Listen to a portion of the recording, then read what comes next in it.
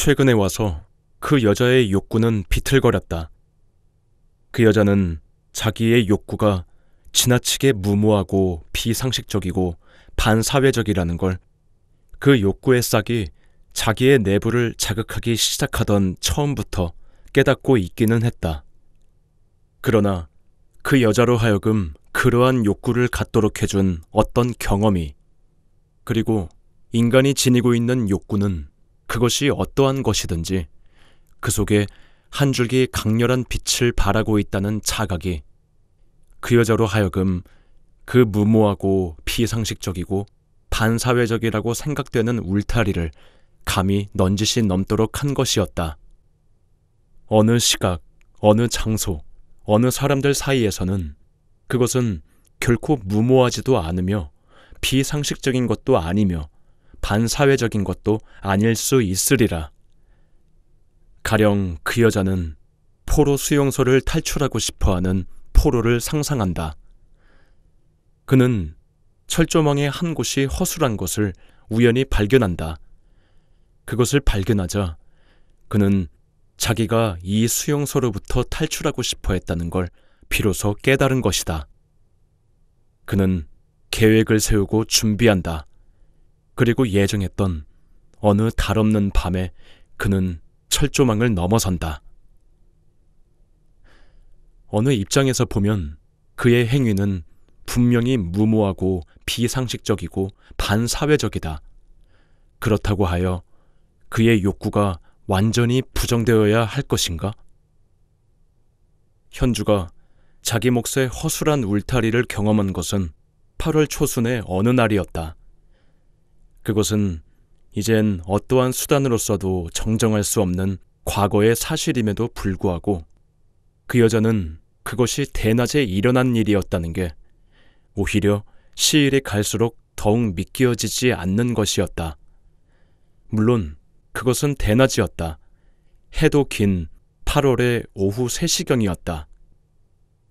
그 여자는 신세계 백화점 앞에 육교 계단을 느릿느릿 올라가고 있었다.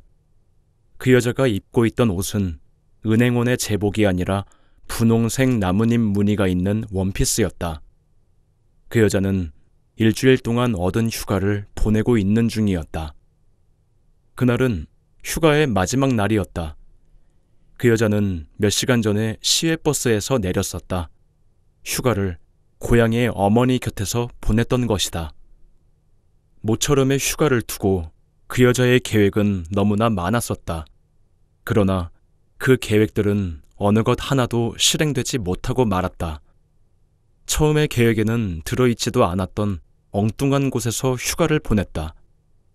결국 어떤 의무감에서 나온 결정이었는데 그 여자는 오랫동안 만나보지 못한 고향의 어머니 곁에서 휴가를 보내기로 결정했었던 것이었다. 그래서 그 여자는 어머니한테 갔었다. 모녀는 첫날은 오랜만에 상봉에 기쁨으로 들떠서 지냈다. 다음 날엔 집안의 여러 가지 일에 대하여 도란도란 얘기를 주고받았고 그 다음 날엔 어머니 특유의 나무랄 수 없는 잔소리가 시작됐고 그 다음 날엔 딸 특유의 신경질이 되살아났으며 마지막으로 모녀는 한바탕 크게 싸웠다. 다음 날 새벽 딸이 버스 정류소로 가기 전에 모녀는 어느새 슬그머니 화해를 하고 있었으며 딸이 버스에 올랐을 때 어머니는 헤어지는 슬픔 때문에 차창에 매달리며 쿨쩍쿨쩍 울었고 딸도 눈물을 글썽거렸다. 그뿐이었다. 그 여자의 휴가 동안에 일어난 일이라고는. 번잡한 육교의 계단을 올라가면서 그 여자는 샌들의 가죽끈 밖으로 가지런히 내밀어져 있는 자기의 발가락을 내려다보고 있었다. 그것들은 땀과 흙먼지로서 남보기에 창피할 만큼 더럽혀져 있었다. 그 부분만은 그 여자의 것이 아닌 것 같았다. 아니, 그 부분만이 참으로 자기의 소유인 것 같다고 그 여자는 느끼고 있었다. 계단을 오르기 조금 전에 그 여자는 남편에게 자기가 돌아온 것을 전화로 알렸다. 남편은 그 여자와 같은 은행에 근무하고 있었다. 그러나 그 두 사람이 사실상의 부부라는 것을 알고 있는 사람은 그 직장 안에는 아무도 없었다. 그들은 그 직장 안에서 알게 되어 연애를 했고 부부가 됐다. 그러나 결혼식을 하지 않은 부부였다. 부부 관계라는 것도 애써 숨겼다. 직장에서는 그들은 전혀 타인들끼리처럼 행동했고 일 때문에 부득이 말을 주고받아야 할 경우에도 반드시 무표정한 얼굴로 박 선생님 미쓰리 했다. 그들의 연극은 지난 2년 동안 한 번도 탄로난 적이 없었다. 이젠 두 사람 자신들도 자기들이 연극을 하고 있다는 의식에 사로잡혀 있지는 않았다.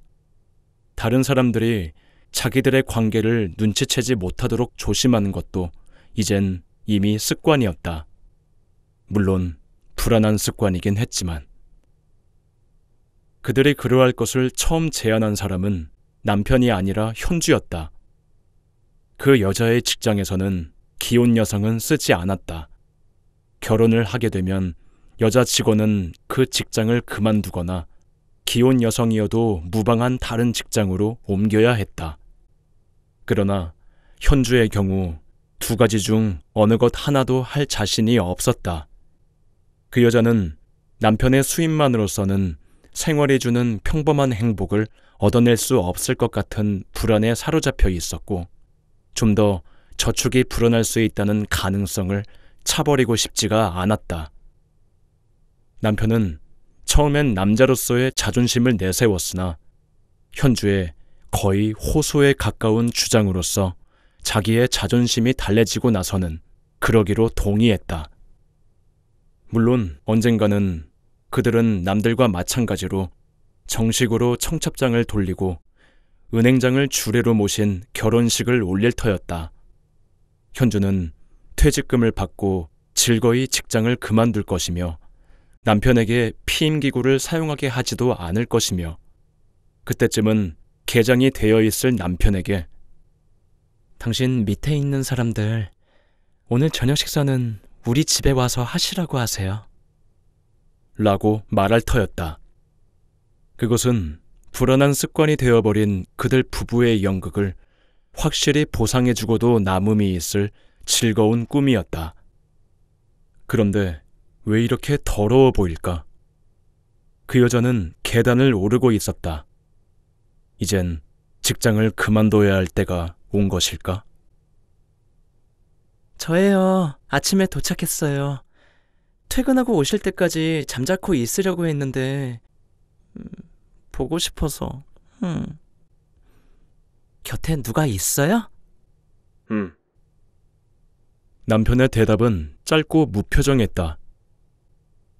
아, 그래요? 그럼 이따가 만나요. 저 시장 좀 봐가지고 들어가겠어요. 물론 일찍 들어오시겠죠? 그럼. 끊어요. 끊어. 그 여자의 귓속에서는 아직도 수화기 특유의 윙하는 금소금이 울리고 있었다. 계단을 내려오고 있던 파라솔 하나가 살대의 뾰족한 끝으로 현주의 관자놀이를 아프게 스치고 그러고도 시침이 뚝대고 지나갔다. 한국은행 본점의 돔 그늘에서 비둘기 몇 마리가 뜨거운 햇볕을 피하고 있는 게 보였다. 현주는 계단의 마지막 층계를 오르고 있는 중이었다. 그때였다. 낯선 사내의 억센 손이 그 여자의 팔꿈치 근처를 움켜쥔 것은 한 번도 본 기억이 없는 사내였다. 아니, 본 적이 있는지도 모른다. 10,000원 버스 속에서 또는 은행의 창구를 통하여 또는 극장의 휴게실에서 또는 시장의 좁은 통로에서 또는 그런 곳에서라면 얼마든지 보았던 전혀 기억되지 않는 얼굴이었다. 사내는 약간 비대하였고 햇볕에 그을려 갈색인 얼굴은 땀을 뻘뻘 흘리고 있었다. 34, 5세? 못생기지는 않았다. 왜 그러세요? 현주는 사내의 소나귀에서 팔을 빼내려고 하였다. 땀에 젖어있던 사내의 손바닥이 미끄러운 마찰을 일으켰다. 그러나 사내는 손을 떼지 않았다. 조용히 드릴 얘기가 있습니다. 아무 말씀 마시고 절 따라와 주세요. 말하고 나서 사내는 처음엔 현주의 팔꿈치를 잡고 있던 손을 아래로 미끌어내려 손목을 힘주어 잡았다.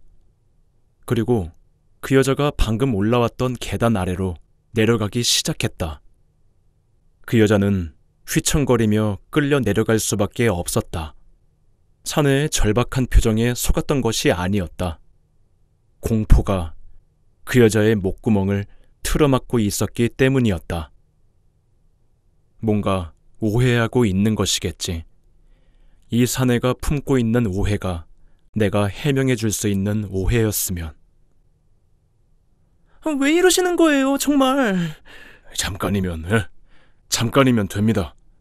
어디로 가는 건데요? 바로 요 뒤입니다. 손은 좀 놓으세요. 따라갈 테니까. 절 아세요? 압니다. 사내는 손목을 놓지 않고 그리고 현주의 얼굴을 돌아보지도 않고 말했다.